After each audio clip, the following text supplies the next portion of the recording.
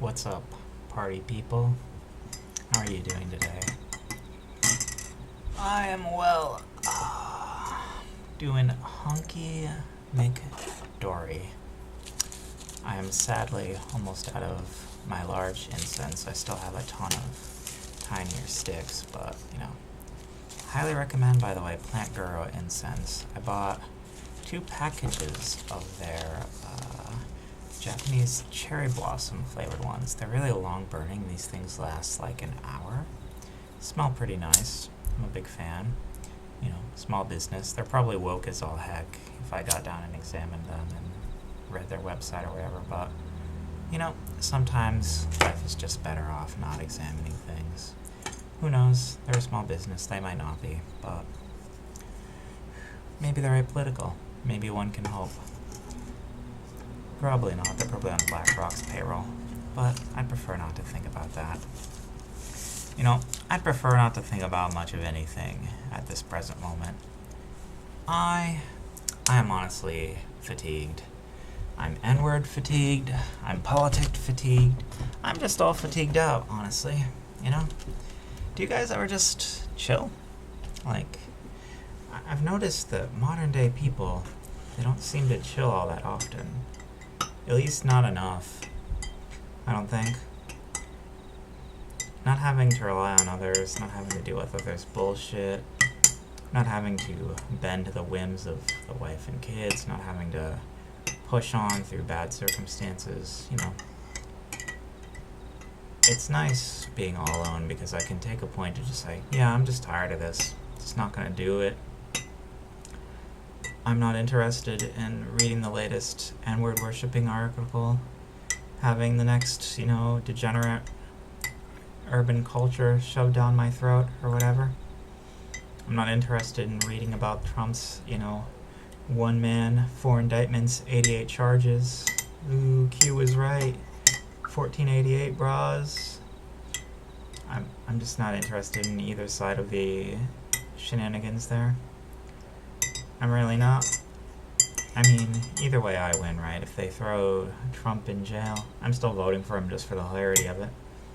But at the end of the day, it further destabilizes the country. It further pushes people away from, it further pushes people away from any sort of cohesion, any sort of decent society resembling anything logical. So no matter what happens in this scenario, either President Trump comes out unscathed or, the Biden administration uses the political Department of Justice as a weapon, people aren't going to notice, and historians will note the fall of the American Empire and when it began.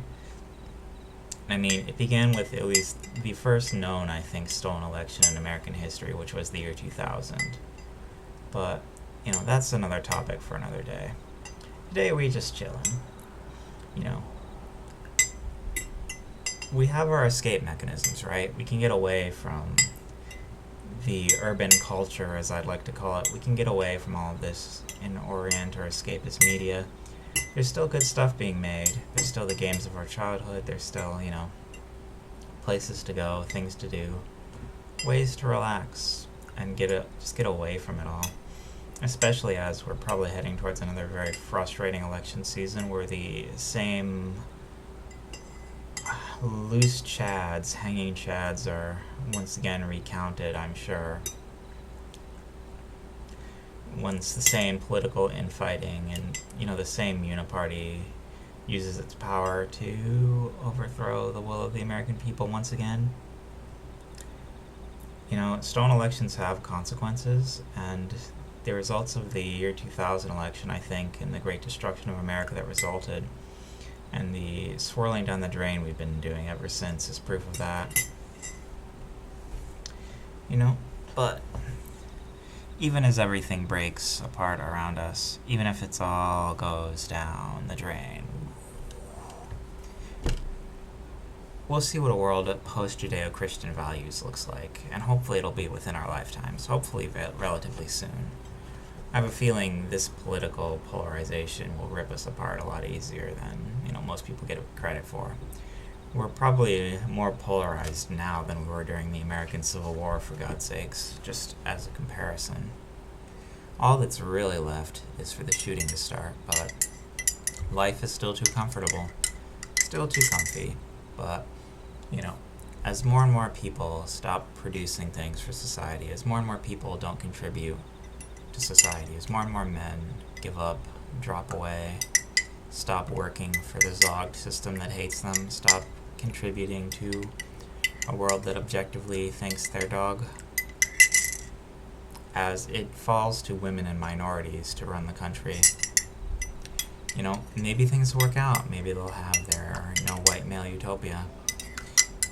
Either way, Judeo-Christian values are dead, so we're all just waiting to see what happens next, whichever side wins. Since I don't have a lineage on this world anymore, and I'm not really convinced when I look out upon the average person and how they behave if anyone deserves to have a lineage, or anyone should have any lineage, all I can think is that, it's so easy to put yourself in a win-win situation in modern day, at least mentally, right? Because it's a win-win if society crumbles or if things destabilize further, and it's a win if, the dark triad populists take control. So, at least for me, I don't see how things end badly, short of, them genociding me, which, whatever, my people have been through that already once. It'll be okay. Even if I personally don't survive, I'll have sacrificed my life for what I believe in, at least. And that's gonna be fine to me. Life is alright, but I wouldn't call it worth living without any sort of lineage to pass on. And the small amount of men that actually get to enjoy that American dream in modern day, just because of, the way the other half of the population votes. That's another thing to really think about, too, when you're talking about relaxing. Like escaping from women, the great destabilizers, the great Satan of society.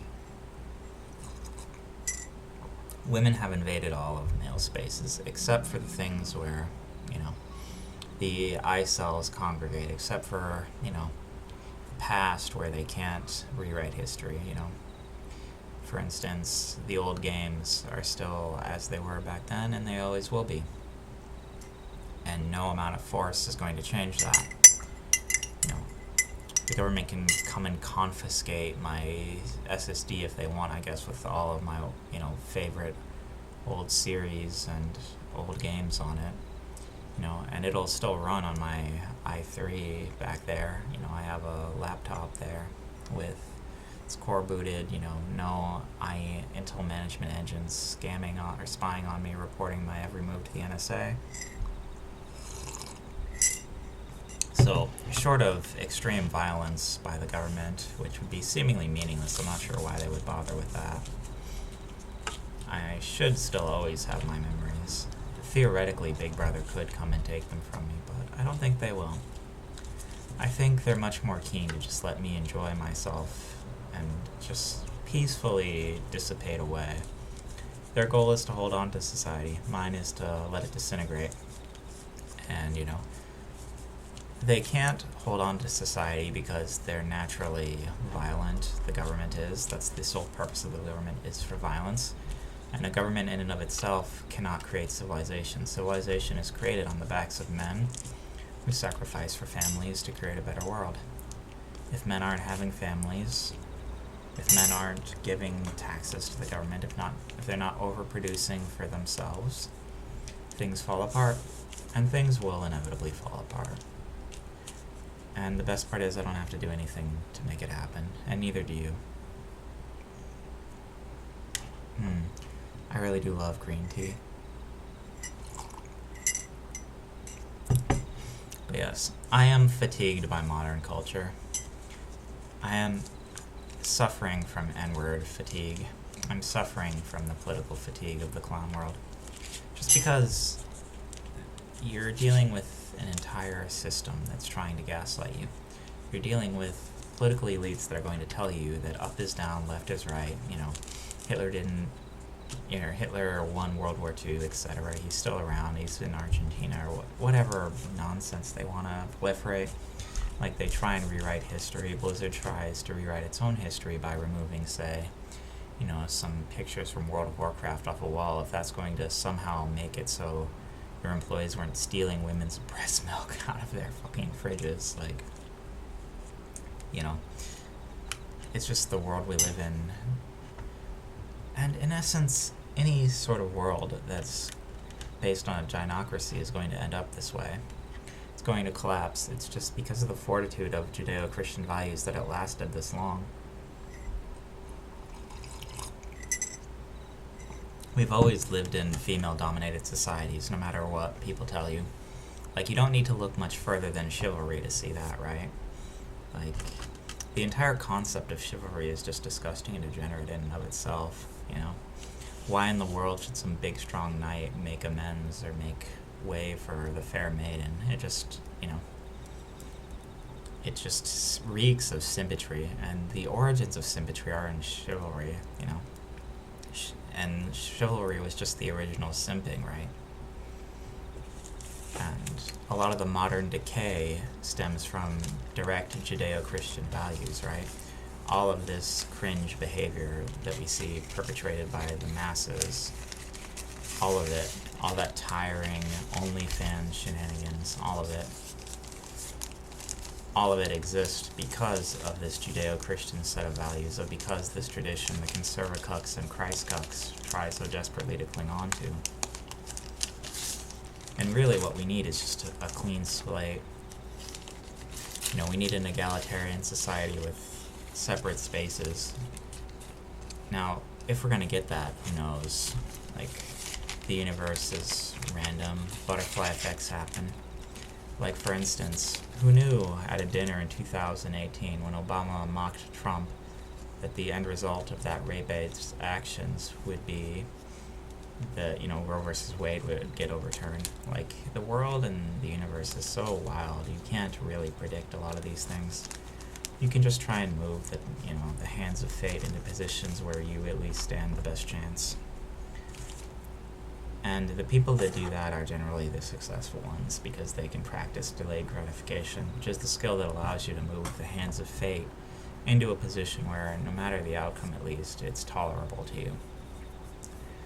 And so you have to analyze, in the present world, how do I make it so I can be comfortable without having a family and children?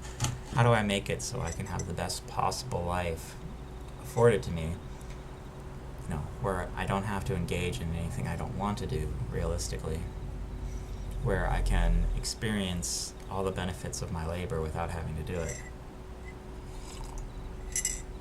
And of course, retiring early, living a frugal lifestyle, putting yourself, through what you need, not what you want, and bending the ways of the universe to benefit you. That's simply how it's done, right?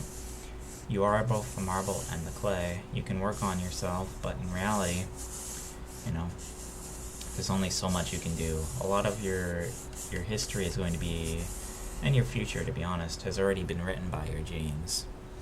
How tall are you? How good looking are you? All of that is going to be the primary factor in most of what you're going to accomplish, as well as how intellectual you are, how willing you are to sacrifice for the present for the future, how much better the world is in X, Y, and Z circumstance, etc. How much can you tolerate as a person? How much suffering can you go through to accomplish your goals? And all of that really isn't in your control, but you can just try and force yourself to go through it. And a lot of what's going to make or break you as a person is your ability to force yourself to go through these troubling times. And for the people that don't, the people that, give in to their desires, save nothing for the future, aren't capable of putting themselves in a position where they can enjoy existence, they're going to suffer. But me, I like green tea. And I'm going to sip it while outside my window there's fires are raging. And yeah, the rampaging fools, the urbans, might come for me and end me. Might treat me like I'm some white farmer and butcher me in the street. It could happen. I'm rolling the dice on that. I'm willing to accept that, but the question is, do I have power if that happens, and can I control that? No. But what I can do is I can move the hands of time into a position where at least I'm likely favored in the coming world, in the post, S hitting the fan world, right? When everything goes awry and we're left with some, degenerate culture. And in reality, a lot of escaping the horrors of modern day, the man-made horrors beyond your comprehension that we exist in today, is going to be escaping into your childhood, escaping into the East. Don't let them take your memories. And the way you don't let them take your memories is still having copies of all your old favorite titles, still having your old favorite mods for those titles, still cherishing them so every couple of years you can go back. And you can at least give that stuff a whirl.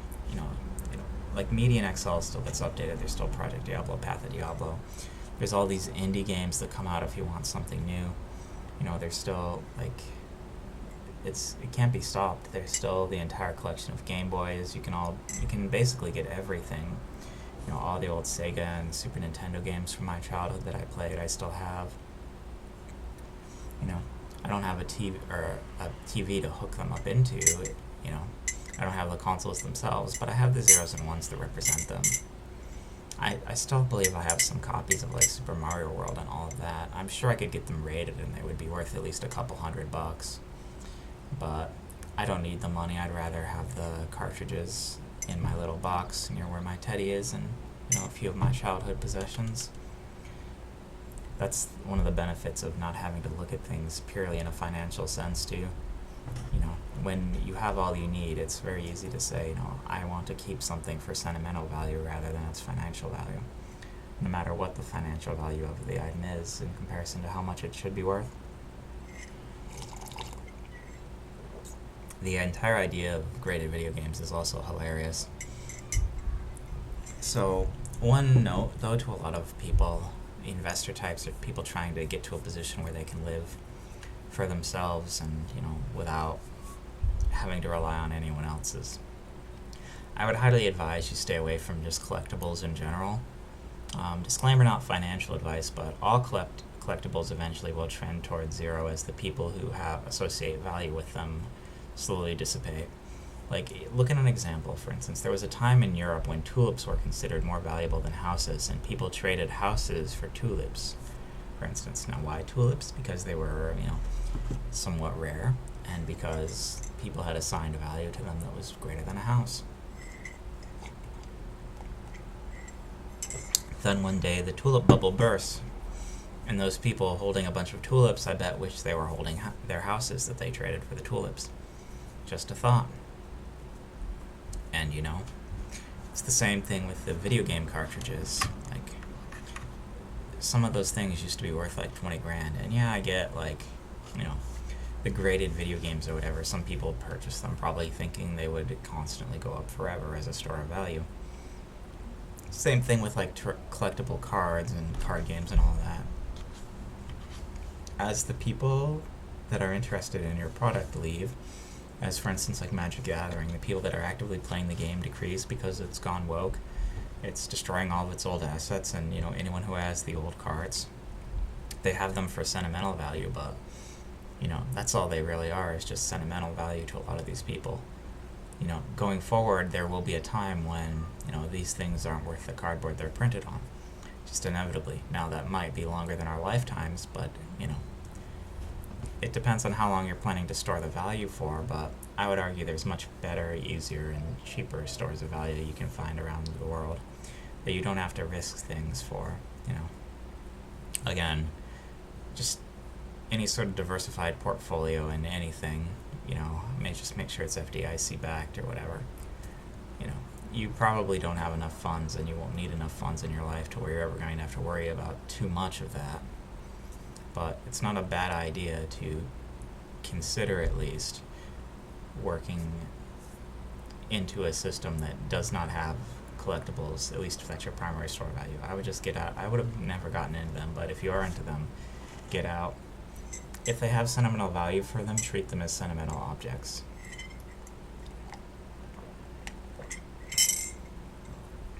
And don't expect them to appreciate and value like there's some interest or whatever.